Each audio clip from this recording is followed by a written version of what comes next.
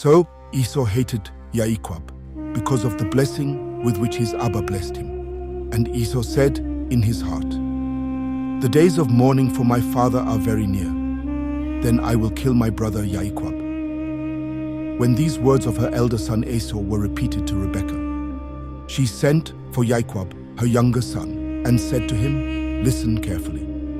Your brother Esau is comforting himself concerning you by planning to kill you. So now, my son, listen and do what I say. Go, escape to my brother Laban in Haran. Stay with him for a while until your brother's anger subsides.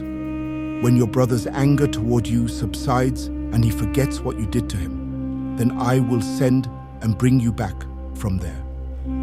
Why should I be deprived of you both in a single day?" Then Rebekah said to Yitzchak, "I am tired of living because of the daughters of Heth, these insolent wives of Esau. If Yaakov takes a wife from the daughters of Heth, like these daughters of the land, what good will my life be to me?" So Yitzhak called Yaakov and blessed him and charged him and said to him, "You shall not marry one of the women of Canaan. Arise, go to Paddan Aram, to the house of Bethuel, your mother's father, and take from there as a wife for yourself one of the daughters of Laban, your mother's brother. May Yahweh Almighty bless you and make you fruitful and multiply you, so that you may become a great company of peoples. May he also give the blessing of Abraham to you and your descendants with you, that you may inherit the promised land of your sojournings, which he gave to Abraham." Then Yitzhak sent Yaakov away, and he went to Paddan Aram, to Laban, son of Bethuel the Aramean, the brother of Rebekah, the mother of Jacob and Esau.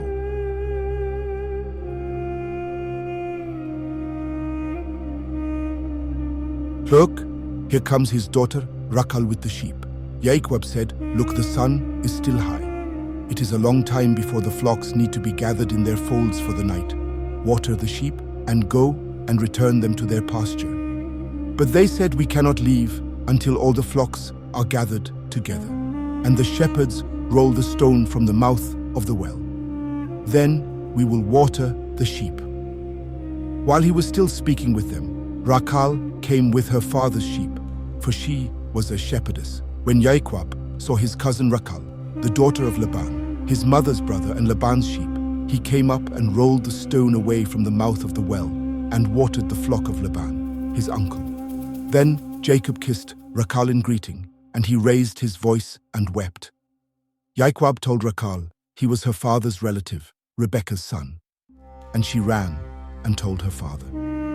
When Laban heard of the arrival of Jacob, his sister's son, he ran to meet him and embraced and kissed him and brought him to his house. Then he told Laban all these things. Then Laban said to him, "You are my bone and my flesh." And Yaakov stayed with him a month.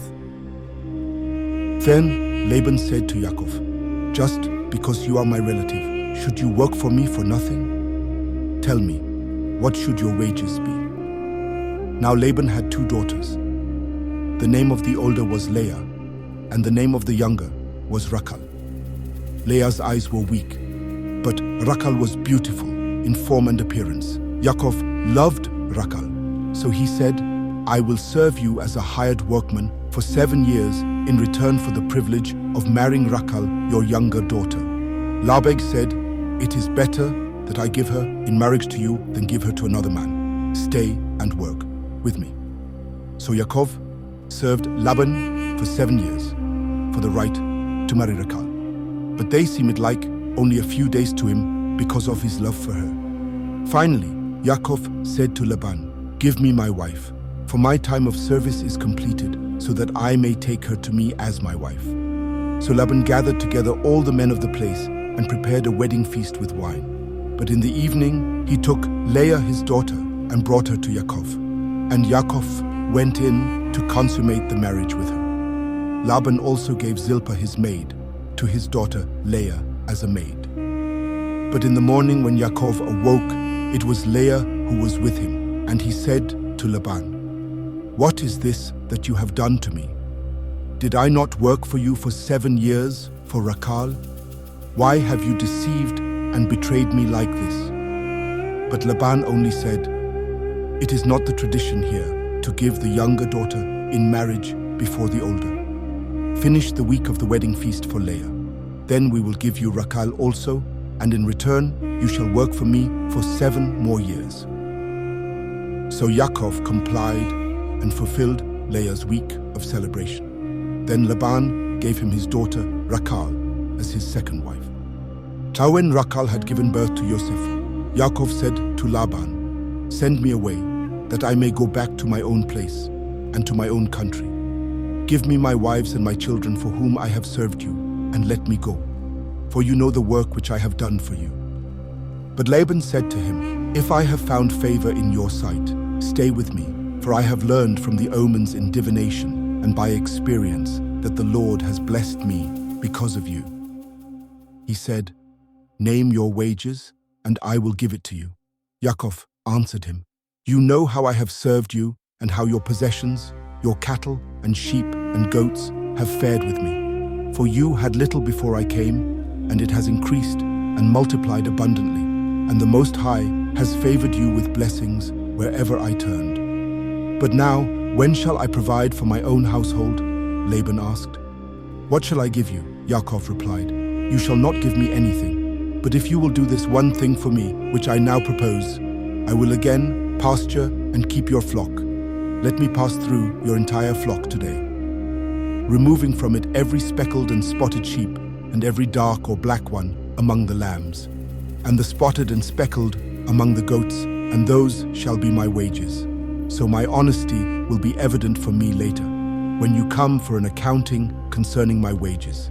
Everyone that is not speckled and spotted among the goats and dark among the young lambs, if found with me, shall be considered stolen." And Laban said, "Good, let it be done as you say." So on that same day, Laban secretly removed the male goats that were streaked and spotted, and all the female goats that were speckled and spotted, everyone with white on it, and all the dark ones among the sheep, and put them in the care of his sons. And he put a distance of 3 days' journey between himself and Yakov. And Yakov was then left in care of the rest of Laban's flock. Then Yakov took branches of fresh poplar and almond and plane trees and peeled white stripes in them, exposing the white in the branches. Then he set the branches which he had peeled in front of the flocks in the watering troughs where the flocks came to drink. And they mated and conceived when they came to drink. So the flocks mated and conceived by the branches, and the flocks gave birth to streaked, speckled, and spotted offspring.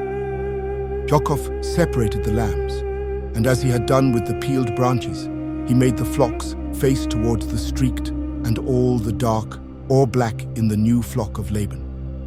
And he put his own herds apart by themselves, and did not put them where they could breed with Laban's flock. Furthermore, whenever the stronger animals of the flocks were breeding, Yakov would place the branches in the sight of the flock in the watering troughs, so that they would mate and conceive among the branches. But when the flock was sickly, he did not put the branches there. So the sicker animals were Laban's, and the stronger Yakov's.